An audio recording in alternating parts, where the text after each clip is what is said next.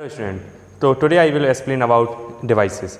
Devices क्या होते हैं? ठीक है, टूल जो इलेक्ट्रॉनिक टूल्स होते हैं उन्हें हम डिवाइसेस बोलते हैं। टूल्स बहुत टाइप से होते हैं, लेकिन जो इलेक्ट्रॉनिक टूल्स होते हैं उन्हीं को हम क्या बोलते हैं? डिवाइसेस बोलते हैं।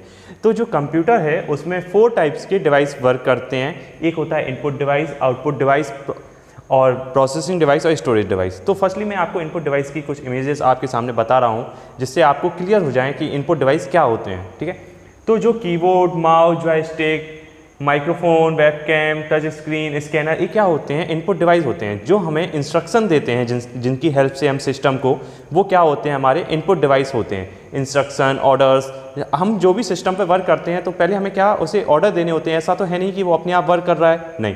तो हम क्या करते हैं? इनकी हेल्प से उन्हें क्या देते हैं? ऑर्डर्स देते हैं। तो वही ये इंस्ट्रक्शन डिवाइसेस हैं, इसलिए हम इन्हें क्या बोलते हैं? Input devices. फिर आता है हमारा आउटपुट डिवाइस। तो आउटपुट डिवाइस क्या होते हैं कि जो हमने इंस्ट्रक्शन दिया है तो हमें जो रिजल्ट मिला है वो होते हैं हमारे क्या? Output devices.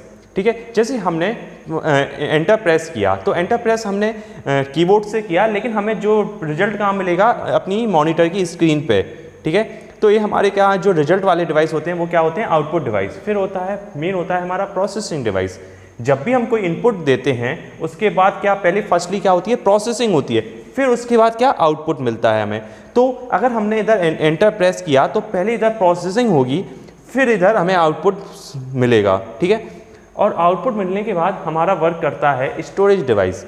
ठीक है, जो भी हमारा डेटा होता है, जो भी हम फाइल्स बनाते हैं या कोई इमेजेस या कोई भी डॉक्यूमेंट या सब, वो कहाँ स्टोर होते हैं? हमारे स्टोरेज डिवाइस में। तो स्टोरेज डिवाइस क्या होते हैं? जैसे कि हमारा पेन ड्राइव है, सैंडिस्क है, सीडी, डीवीडी, ये सब क्या होते हैं? Storage device. अब मैं आपको एक सिंपल का एग्जांपल देकर डिवाइस एक्सप्लेन करता हूँ। आपके सबके घर पे टोस्टर होगा। ठीक है, तो क्या करते हैं हम? ब्रेड को टोस्टर में रखते हैं तो वो क्या हुआ? हमारा इनपुट देना हुआ।